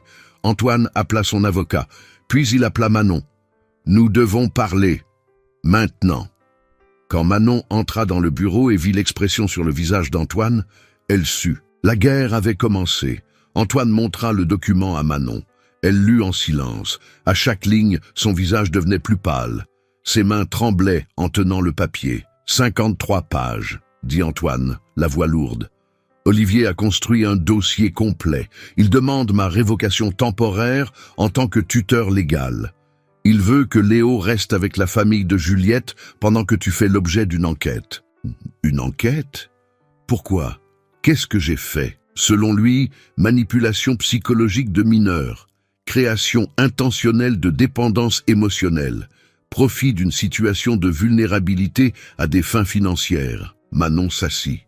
Ses jambes ne la tenaient plus. Je n'ai jamais... Antoine, tu sais que je n'aurais jamais fait ça. Je le sais, mais Olivier a des témoins. Des psychologues disant que la dépendance de Léo envers toi est préjudiciable. Des enquêteurs montrant ton instabilité financière historique comme motivation. Il a même obtenu des dépositions d'anciens patrons disant que tu as toujours été ambitieuse. Ambitieuse? Je cumulais 3 emplois pour payer les médicaments de ma mère. Je le sais. Mais Olivier déforme tout, transforme tes efforts en cupidité, transforme ton amour pour Léo en stratégie. Manon couvrit son visage de ses mains. 3 mois de bonheur. 3 mois à voir Léo s'épanouir, à voir Nathalie guérir, à croire qu'elle avait enfin trouvé sa place. Et maintenant, tout s'effondrait. Qu'est-ce qui se passe s'il gagne? Antoine hésita. L'hésitation était déjà une réponse. Tu es renvoyé immédiatement. Interdiction de contact avec Léo. Je peux perdre la garde temporairement. Olivier devient administrateur ad hoc d'urgence puisqu'il est associé et parrain de Léo. Et ma mère? Le traitement. Le contrat que nous avons signé reste valide. Je le garantis. Mais tu ne peux plus travailler ici. Manon sentit le monde tourner. Pas pour elle, mais pour Léo. Le garçon s'était tellement attaché. L'appelait Manon. Dormait serré contre un foulard à elle. Pleurait quand elle partait à la fin de la journée. Quand est l'audience? Mercredi, dans 2 jours. Olivier a obtenu une audience d'urgence. Il a des amis au tribunal. Les 2 jours suivants furent un cauchemar. Les médias explosèrent. D'une manière ou d'une autre, comme toujours, l'assignation avait fuité. Tous les grands journaux en avaient des copies. Les gros titres étaient brutaux. Justice enquête sur la nourrice du milliardaire. Manipulation ou amour véritable. Antoine Garnier pourrait perdre la garde de son fils. Les experts doutent de son jugement. Femme de ménage devenue gouvernante, devenue suspecte, la chute de la Cendrillon moderne. Des caméras encerclaient l'immeuble. Des journalistes criaient des questions dès que Manon essayait de sortir. « Manon, avez-vous tout planifié depuis le début? Manon, combien d'argent avez-vous reçu? Manon, est-il vrai que vous manipulez l'enfant ?» Antoine engagea le meilleur avocat spécialisé en droit de la famille de Paris, Maître Paul Mendes, 60 ans, n'avait jamais perdu une affaire familiale. Il analysa tout, posa des questions difficiles, prépara la défense. Mais la veille de l'audience, il fut honnête. Olivier a un juge ami, il a des témoins accrédités. Il a une documentation abondante. Notre dossier est émotionnel, basé sur des résultats. Mais les tribunaux aiment la technique, les diplômes, les protocoles. Une femme de ménage sans formation contre des docteurs en psychologie infantile, c'est une bataille difficile. Antoine dormit à peine cette nuit-là. À 3 heures du matin, il alla voir Léo. Le garçon dormait, serrant l'ours en peluche que Manon lui avait donné. Un ours simple, acheté avec son premier salaire, pas importé, pas cher. Mais Léo ne le lâchait pas. Le matin de l'audience, Manon mit ses plus beaux vêtements. Un pantalon noir et un chemisier blanc, simple, digne. Nathalie l'avait repassé avec soin. Ses mains tremblaient encore un peu, mais elle avait insisté. « Tu vas là-bas et tu montres qui tu es, ma fille. » La tête haute. Antoine vint la chercher chez elle. Le trajet jusqu'au palais de justice se fit en silence, tous deux perdus dans leurs pensées. Le tribunal de grande instance était bondé. Les journalistes remplissaient les bancs autorisés. Des membres du conseil d'administration étaient présents. Des curieux de l'élite voulant voir le spectacle. Olivier était déjà là, assis avec 3 avocats. Costume à 15 000 €. Expression confiante. Il regarda Manon et sourit. Un sourire de prédateur. Le juge Bernard Fonseca entra. 68 ans. Conservateur. Respecté. Et ami personnel de la famille Renault depuis 30 ans. Manon sentit son estomac se nouer. Affaire numéro 2025 4K478I39. Requête pour la protection du mineur Léo Garnier. Veuillez vous lever. L'audience commença. L'avocat d'Olivier fut impeccable, présenta chaque preuve avec une précision chirurgicale. Appela des témoins dévastateurs.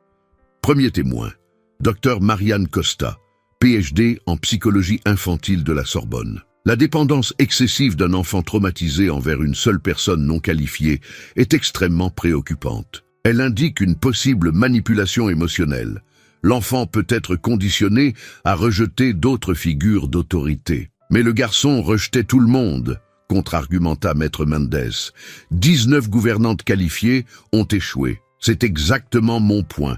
Il est statistiquement impossible qu'une seule personne sans formation obtienne des résultats là où des professionnels ont échoué, sauf s'il y a manipulation intentionnelle. La logique était tordue, mais convaincante. Deuxième témoin, M. Arnaud Pinto, ancien superviseur de Manon dans une blanchisserie.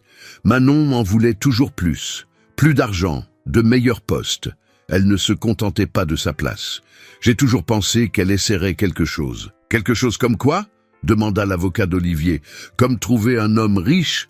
C'est le rêve de toutes les femmes pauvres, n'est-ce pas? Manon serra les poings. C'était un mensonge. Arnaud l'avait renvoyée parce qu'elle avait refusé ses avances.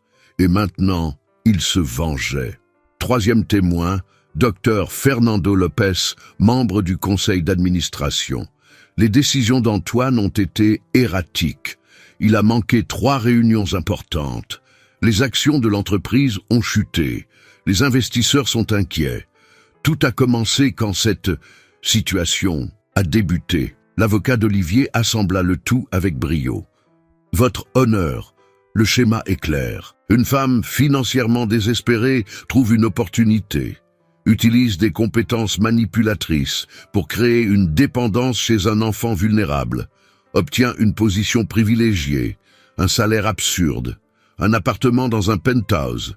Tout cela en 3 mois. Et le père, traumatisé par la perte de sa femme, ne voit pas la manipulation. Chaque mot était un marteau. Manon voyait le juge prendre des notes, hocher la tête, être d'accord. Maître Mendes tenta de défendre, appela Antoine comme témoin. Monsieur Garnier, Manon vous a-t-elle déjà demandé de l'argent en dehors du salaire convenu? Jamais. A-t-elle montré un intérêt romantique pour vous? Jamais. Notre relation est strictement professionnelle. Et votre fils, comment va-t-il maintenant par rapport à il y a 6 mois? Antoine fut ému. Mon fils revit, il rit, il joue, il mange, il dort. Manon m'a rendu mon garçon. Mais l'avocat d'Olivier répliqua. Léo revit. Ou a-t-il été conditionné à ne répondre qu'à elle? Où est l'enfant maintenant, monsieur Garnier? Avec une assistante sociale temporaire, désignée par le tribunal. Et comment a-t-il réagi? Antoine ferma les yeux. Il a pleuré. N'a pas voulu rester, il appelait Manon. Exactement. Dépendance totale, préjudiciable, dangereuse. L'avocat se tourna vers le juge. Votre honneur, cet enfant a besoin d'une aide professionnelle. Pas d'une femme de ménage qui l'utilise comme un ticket de loterie gagnant. Le juge regarda Manon. Elle sentit le poids de ce regard. Jugement, méfiance, mépris à peine dissimulé. Mademoiselle Fournier, avez-vous quelque chose à dire pour votre défense? Manon se leva, les jambes tremblantes, la voix étranglée. J'aime ce garçon, pas pour l'argent, parce qu'il avait besoin de quelqu'un qui comprenne sa douleur. Je l'ai comprise, et il l'a senti.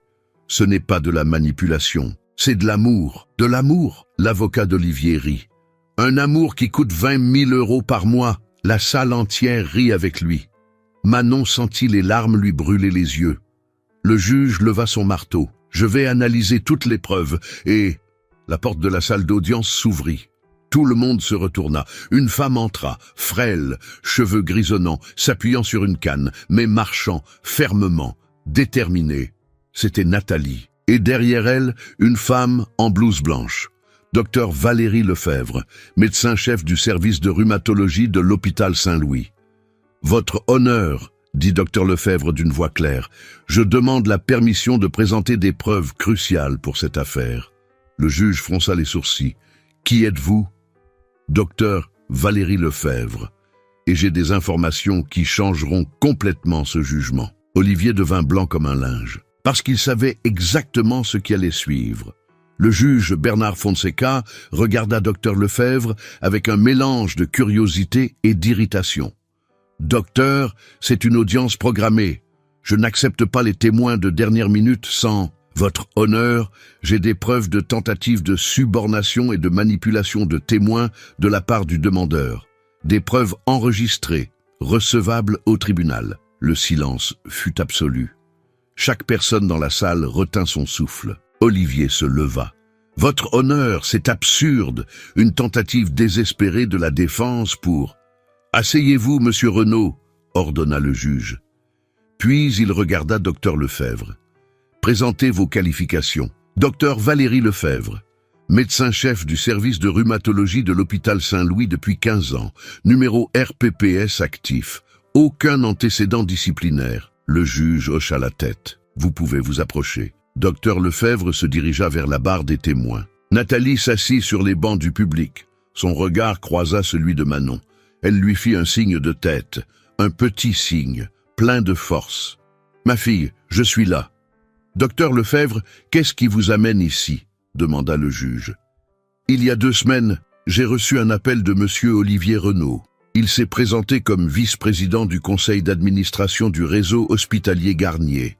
Il a dit qu'il devait me parler d'un sujet délicat concernant une employée. » La salle entière se pencha en avant. « Il m'a donné rendez-vous dans un café du 7e arrondissement.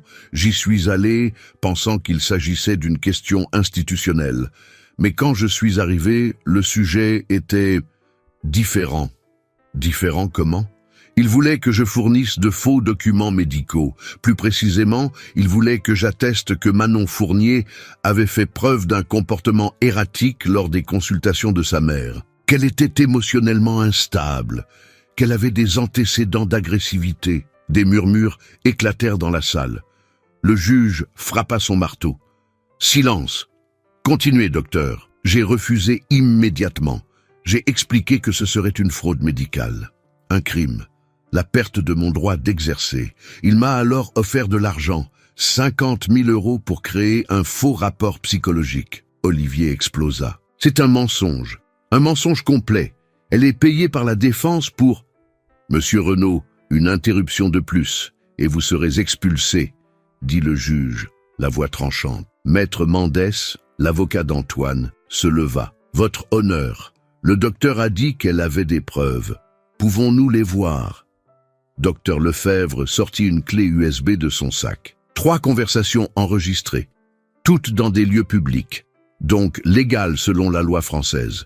La qualité audio est excellente. J'ai enregistré par précaution, au cas où il essaierait de me piéger par la suite.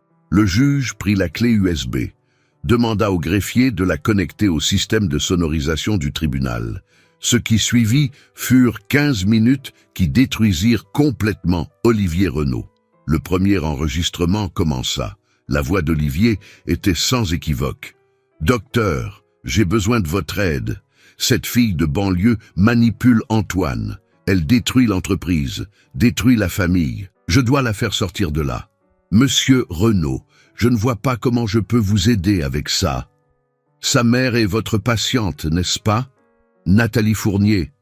Oui, mais je ne peux pas discuter des informations des patients. Je ne demande pas de vraies informations, je demande de la créativité. Un rapport disant que Manon a montré des signes d'instabilité, que vous, en tant que médecin, êtes inquiète pour la sécurité d'un enfant sous sa garde. Ce serait un faux. Ce serait nécessaire et bien compensé. 50 000 € en espèces, sans trace. La salle explosa. Les journalistes notaient frénétiquement. Les membres du conseil regardaient Olivier avec horreur. Antoine ferma les yeux, secouant la tête. Manon couvrit sa bouche. Elle n'en croyait pas ses oreilles. Le deuxième enregistrement fut pire. Olivier menaçant. « Docteur, réfléchissez bien. J'ai du pouvoir au conseil. Je peux vous rendre la vie très difficile. Votre accréditation hospitalière dépend d'un renouvellement annuel. Ce serait dommage qu'il y ait des complications. Vous me menacez ? Je vous présente les réalités. Vous m'aidez. Je garantis votre poste pour 10 ans de plus. Vous refusez. Eh bien, des accidents arrivent dans les carrières médicales. » Le juge était visiblement choqué. Son expression avait complètement changé. Ce n'était plus l'ami de la famille Renaud. C'était un juge confronté à des preuves de crime. Le troisième enregistrement fut le coup de grâce. « Cette femme est une racaille. Vous comprenez? De la racaille de cité qui a vu une opportunité. Elle n'aime pas ce gamin. Elle aime le salaire de 20 000 euros. Et je vais l'exposer. Je vais la détruire. Et vous allez m'aider. Parce que si vous n'aidez pas, je vous garantis que vous perdez tout. Quand l'enregistrement se termina, le silence était sépulcral. Le juge regarda Olivier. Et pour la première fois, il y avait du mépris dans ce regard. « Monsieur Renaud, levez-vous !» Olivier obéit, mais ses jambes tremblaient. Son visage était cramoisi. La sueur coulait sur son front. Cette cour considère vos allégations non seulement infondées, mais criminelles. Vous avez tenté de manipuler le système judiciaire par la subornation, l'intimidation et la falsification de preuves. Cela constitue de multiples crimes. Votre honneur, je peux expliquer. Il n'y a aucune explication possible. Votre requête est sommairement rejetée. De plus, je transmets ce dossier au procureur de la République pour une enquête pénale complète. J'émets également une ordonnance restrictive. Il vous est interdit d'avoir tout contact avec la famille Garnier. Toute violation entraînera une incarcération immédiate. Mais je suis le parrain de l'enfant.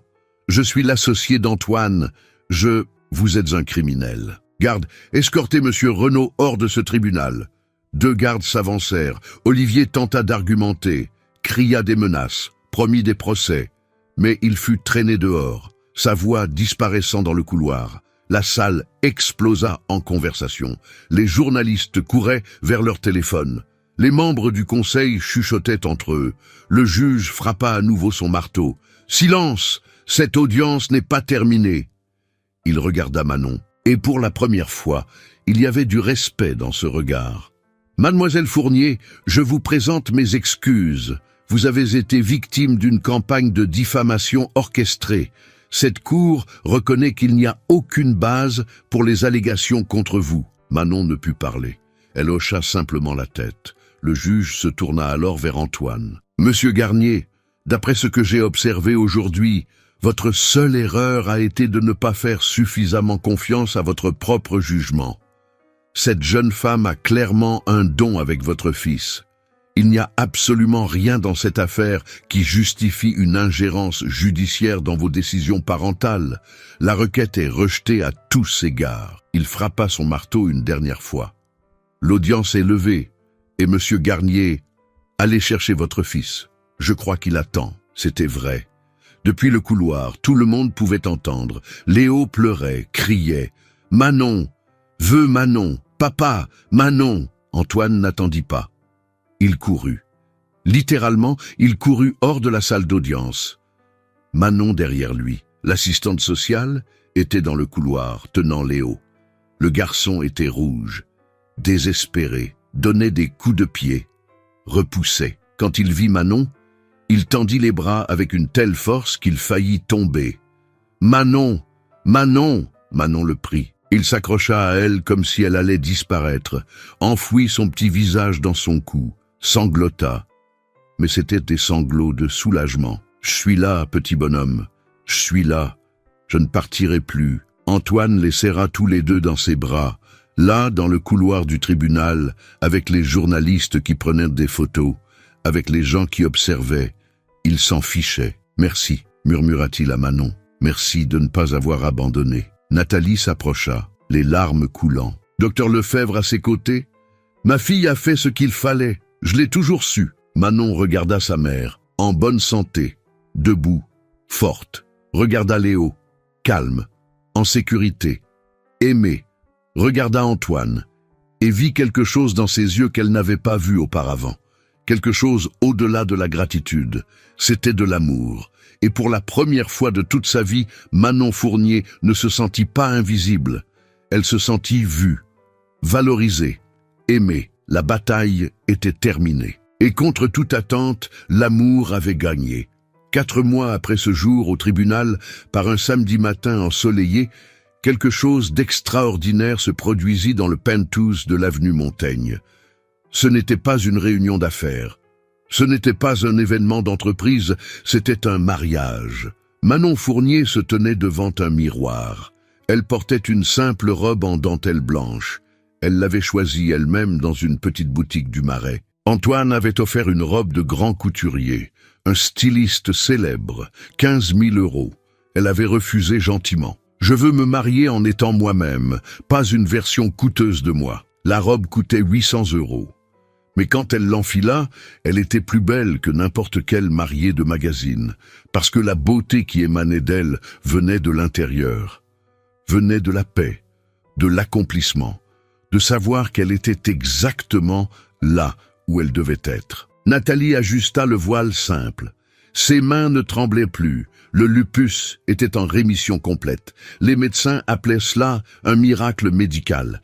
Elle appelait cela l'amour d'une fille qui n'a jamais abandonné. Tu es magnifique, ma chérie. Maman, je n'arrive toujours pas à croire que cela arrive. Crois-le, tu mérites chaque seconde de ce bonheur. La cérémonie serait simple.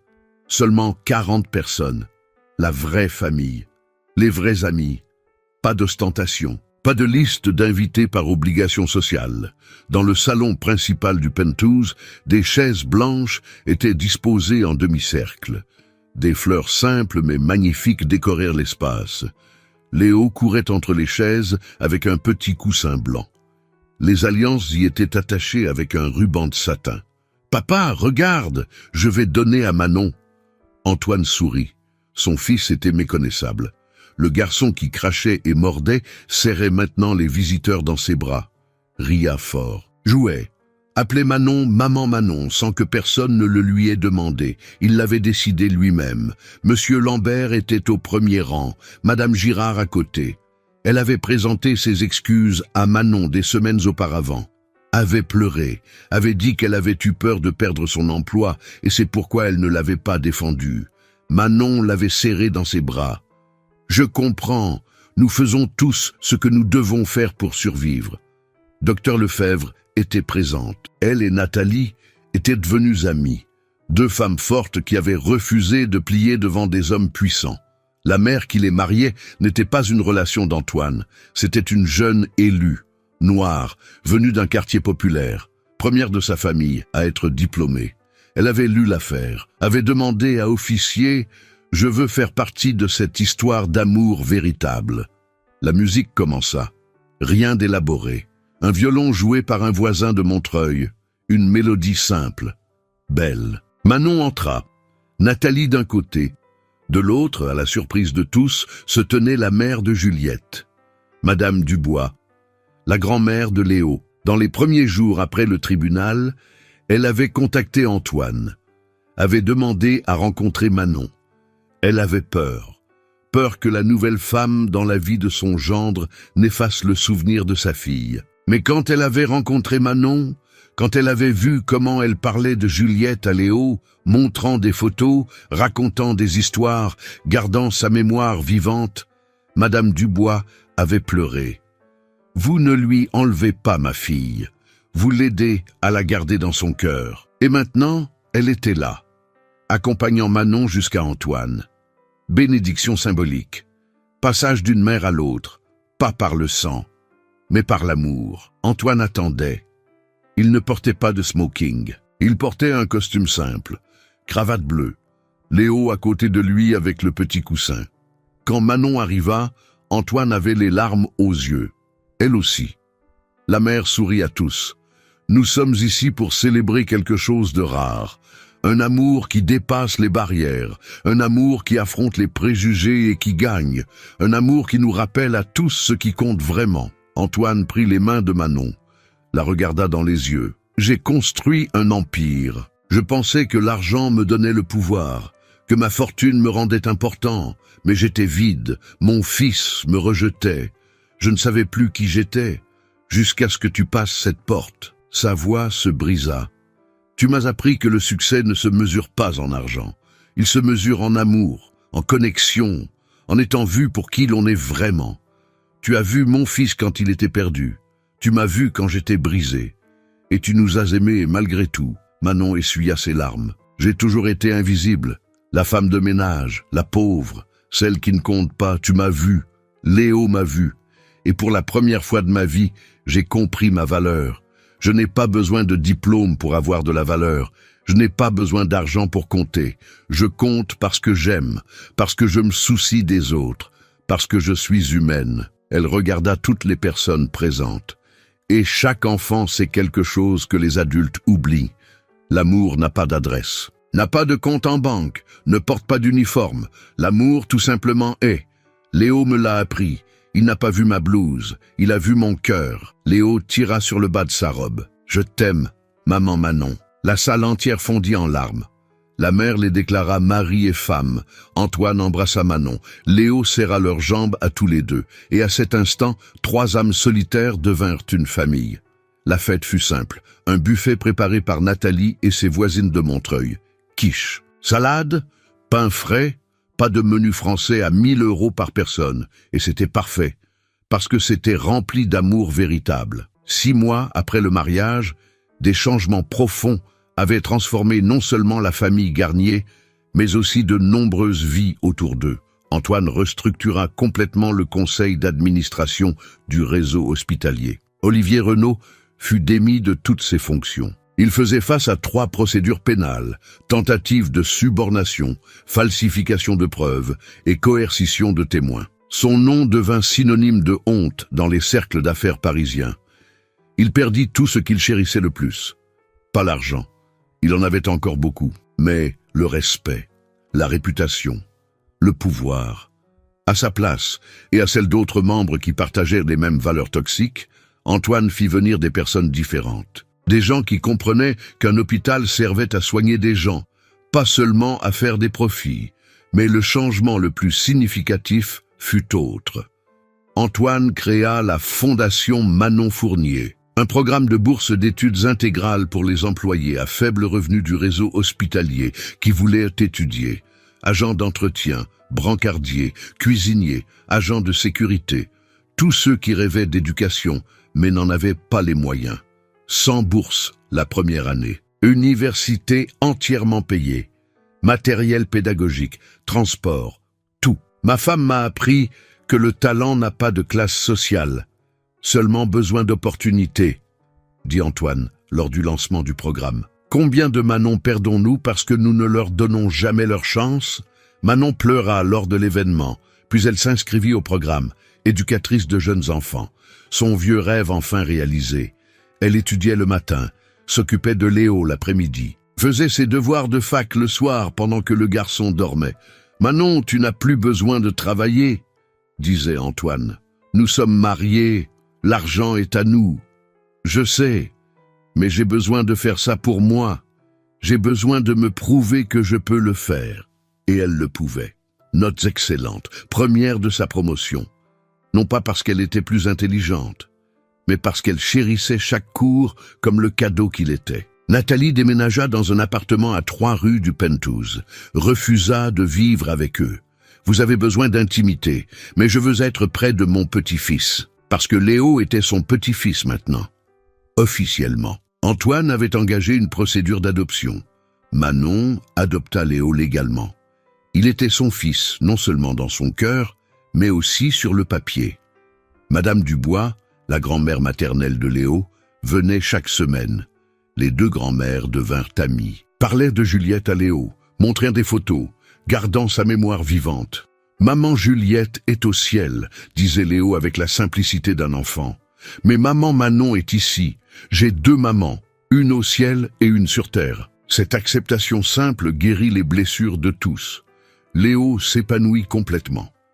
À 3 ans, il entra à l'école maternelle. La maîtresse appela Manon le premier jour, inquiète. « Il s'est passé quelque chose ?»« Non, rien de mal. Juste, votre fils a serré dans ses bras tous les enfants de la classe, tous, et a dit « Tu es mon ami maintenant. Je n'ai jamais vu un enfant aussi aimant. » Manon sourit. Ce bébé qui crachait sur tout le monde embrassait maintenant le monde. La guérison était complète. L'histoire de Manon et Antoine se répandit, non pas comme un scandale, mais comme une inspiration. Des centaines de lettres arrivaient chaque mois, des gens racontant leurs propres histoires de jugement et de dépassement. Un entrepreneur de Lyon écrivit « J'ai toujours ignoré mon personnel d'entretien. Après avoir lu votre histoire, j'ai commencé à leur parler. J'ai découvert que mon agent d'entretien était ingénieur au Venezuela. Maintenant, il travaille dans mon entreprise avec un salaire décent. Merci de m'avoir ouvert les yeux. » Une enseignante de province raconta « Je jugeais mes élèves pauvres comme étant incapables. J'ai complètement changé. Maintenant, je vois du potentiel là où je ne voyais que des manques. Des dizaines d'histoires, des centaines, toutes sur le même thème. Des gens apprenant à voir au-delà des apparences. » Antoine donna une interview 6 mois après le mariage. Le journaliste demanda « Vous n'avez pas eu peur de ce que la société penserait ?» « Si, mais j'ai réalisé quelque chose. Sur mon lit de mort, je ne me soucierai pas de ce que la société a pensé. Je me soucierai de savoir si j'ai bien aimé, si j'ai été un bon père, un bon mari, un homme décent. Manon me l'a appris. » La caméra se tourna vers Manon, qui était dans un coin de la pièce, aidant Léo avec un puzzle. Elle ne réalise même pas l'impact qu'elle a. Elle se voit encore comme cette femme de ménage invisible, mais elle a changé ma vie, a sauvé mon fils, et à travers notre histoire, elle change la façon dont des milliers de personnes voient le monde. Cette nuit-là, à la maison, Léo dormait entre eux dans le lit, une habitude qu'il avait prise après le tribunal. Il avait besoin de les sentir tous les deux près de lui. Antoine regarda Manon. « Es-tu heureuse ? Plus que je n'aurais jamais cru possible. Je me réveille encore parfois en pensant que c'est un rêve. Ce n'est pas un rêve. C'est réel. Tu mérites chaque seconde. » Manon regarda son fils dormir. Son mari à côté. La vie qu'ils avaient construite. Tu sais ce qui est le plus incroyable ? Ce n'est pas l'argent. Ce n'est pas le penthouse. C'est ça. Cette paix. Cet amour. Ça n'a pas de prix. Antoine l'embrassa sur le front. Tu as raison. Et c'est toi qui me l'as appris. Mais cette histoire nous rappelle quelque chose de fondamental. La valeur d'une personne ne se trouve jamais sur un compte en banque. Elle se trouve dans le caractère, dans la bonté, dans la capacité d'aimer sans rien attendre en retour. Maintenant, je veux vous entendre. Laissez ici dans les commentaires. L'amour n'a pas de classe sociale. Si cette histoire vous a fait réfléchir à la façon dont vous traitez les gens autour de vous, à la façon dont vous regardez l'agent d'entretien, le livreur, la personne qui vous sert votre café. Voyez-vous vraiment ces personnes, ou sont-elles invisibles pour vous? Soyez honnêtes, parce que nous tous, à un moment ou à un autre, avons été coupables de cela. Je l'ai été. Vous l'avez probablement été. Mais le reconnaître est le premier pas pour changer. Racontez votre histoire ci-dessous. Avez-vous déjà été jugé sur votre apparence? Avez-vous vécu une situation où quelqu'un vous a sous-estimé et vous lui avez prouvé que vous étiez capable de bien plus? Ou peut-être avez-vous été celui qui a mal jugé quelqu'un et découvert la vérité plus tard? Partagez, parce que chaque histoire a un pouvoir. Le pouvoir d'ouvrir les yeux, le pouvoir de transformer les cœurs. Et si vous connaissez quelqu'un qui a besoin d'entendre ce message, partagez cette vidéo.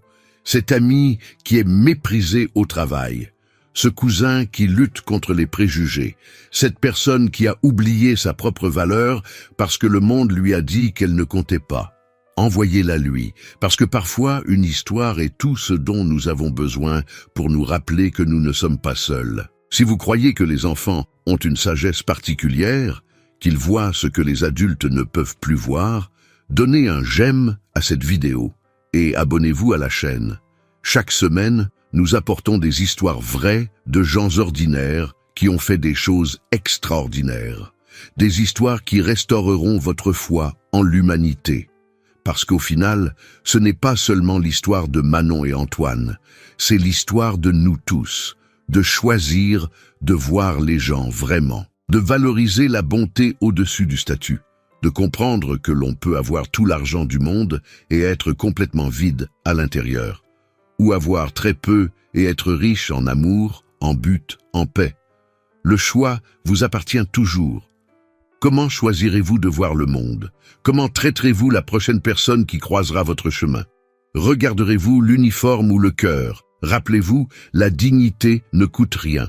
Le respect ne coûte rien. La bonté ne coûte rien. Mais ils valent plus que n'importe quelle fortune. On se voit à la prochaine histoire. D'ici là, traitez bien les gens, toutes les personnes. Vous ne savez jamais quand un ange apparaîtra vêtu d'un uniforme de travail. Vous ne savez jamais quand la personne que vous attendez le moins sera exactement celle dont vous avez le plus besoin. Merci d'avoir regardé. Merci de vous soucier des autres.